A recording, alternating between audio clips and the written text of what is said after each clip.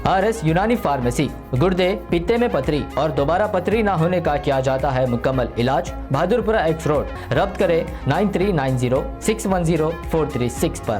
पहली बार यहाँ से आप खड़ी हो रही है नगर निगम के लिए। मैं भी एक आम महिला हूँ, आपने मेरा फेस पहली बार देखा होगा। जब मैं बहुत सी व्यवस्थाओं से परेशान हो गई हूँ, जल भराव से परेशान हो गई। मैं भी गोमती नगर में रहती हूँ, लेकिन आप वहाँ की सड़कों की हालत देख लीजिए। आए दिन वहाँ पे जब भी बारिश होती है नया झील बन जाता है। झील के सामने घर है और 2 झील अलग से तैयार हो जाते हैं। जितनी भी महिला कर्मचारी हैं सबको साड़ी उठा के बाहर निकलना पड़ता है। तो कितनी शर्मनाक बात है कि कोई यहाँ पे रह के सालों से अपना दबदबा बनाए और काम कुछ ना करे। आप आवारा पशुओं के लिए सोच लीजिए क्या हाल है। दूसरे दिन हर एक बच्चे को काट लेते हैं। सड़कों की हालत देखिए, प्रस्ताव आते हैं, सड़कें बनती हैं, फिर गड्ढे बन जाते हैं। तो आखिर फायदा क्या है?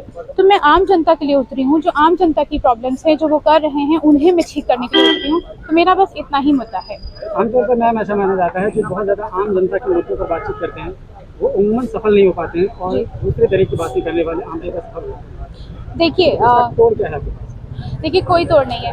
जनता सर आंखों पे, जो उसका आदेश होगा वो मैं मानूंगी। अगर मैं उनसे कनेक्ट कर पाऊंगी, मैं उनकी प्रॉब्लम्स को समझ पाऊंगी, अगर वो मुझे समझ पाएंगे कि मैं उनके बीच से उतरी हूँ, मैं उनकी समस्याओं को निदान करने के लिए उतरी हुई हूँ, तो वो बिल्कुल मुझसे कनेक्ट करेंगे। बाकी तो जनता सर आंखों पे। इससे पहले भी जो बीजेपी की मेयर रही है वो भी एक महिला ही थी जी। अभी एक महिला कैंडिडेट के तौर पर सामने आई है। आपको क्या लगता है कि महिलाओं का वोट बहुत ज़्यादा इम्पोर्टेंट है, इसी वजह से महिलाओं को बार बार प्रत्याशी के रूप में उतारा जा रहा है? नहीं, ऐसा नहीं है। एक्चुअली हमारे यहाँ की महिलाएं बहुत कुछ करना चाहती हैं, लेकिन कई सारे दबाव हैं, कई सारी बाउंड्रीज हैं, जो उससे बाउंडेशन है जिसके चलते वो नहीं कर पाती। हमारी जो पिछली मेयर हैं उनको आपने कितनी बार देखा है, आप खुद सोच लीजिए। आप सिर्फ शिलान्यास और रिबन काटने के लिए दिखाई पड़ती हैं। आम जनता से कभी उन्होंने कनेक्ट किया, कभी उन्होंने आके आपसे बात की कि हाँ अब मैं मेयर हूँ, बताइए आपकी समस्याएं क्या हैं? बस ऑफिस में बैठे बैठे समस्याएं सॉल्व नहीं होती। जब आम जनता के बीच आप उतरते हो तब आप प्रॉब्लम को सॉल्व कर पाते हो।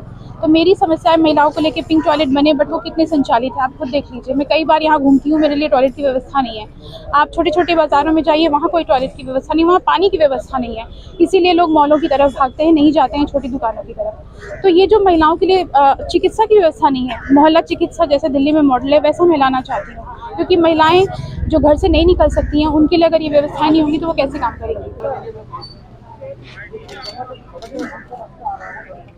दिल्ली में पताका को फहरा दिया था। सिर्फ दिल्ली नहीं, पंजाब में भी फहराया। नहीं, मैं नगर निगम की बात जी। तो वहाँ पर तो चूंकि सरकार थी, लेकिन यहाँ तो सरकार है, यहाँ तो बीजेपी की सरकार है। जी। क्या आपको लगता है कि देखिए मैं बताऊं, सरकार किसी की भी हो, जनता में बड़ी ताकत होती है।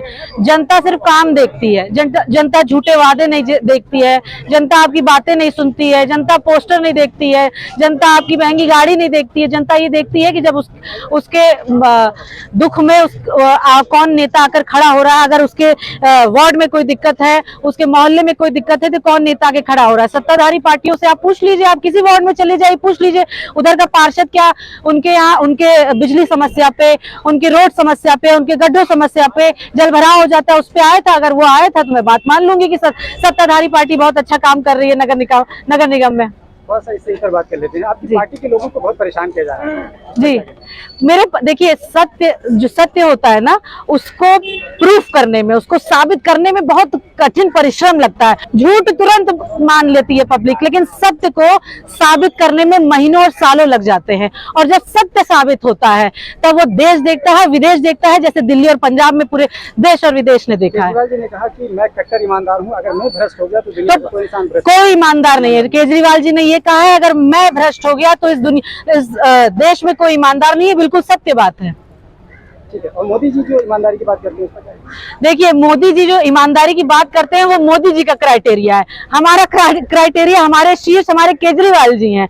वो जिस क्राइटेरिया में बात करेंगे हम भी उसी क्राइटेरिया में बात करते हैं। पूछ रहा हूँ कि अभी 2-3 दिन पहले सत्यपाल मलिक जो पूर्व गवर्नर थे जी कश्मीर से, जी, उनका इंटरव्यू दवायर ने किया था जी, और उसमें उन्होंने जिस तरीके से खुलासे किए, 1 घंटे का इंटरव्यू है। आपने उस इंटरव्यू को सुना होगा। उसमें उन्हें कृषि पर लेकर कितने सारे खुलासे किए हैं, कैसे उनको दबाया गया, धमकाया गया, कैसे उनके ऊपर प्रेशर बनाया गया। तो ये सारे खुलासे किए हैं और ये सारी चीजें जनता के सामने आनी चाहिए। ये सब तो आम आदमी को सुनना चाहिए।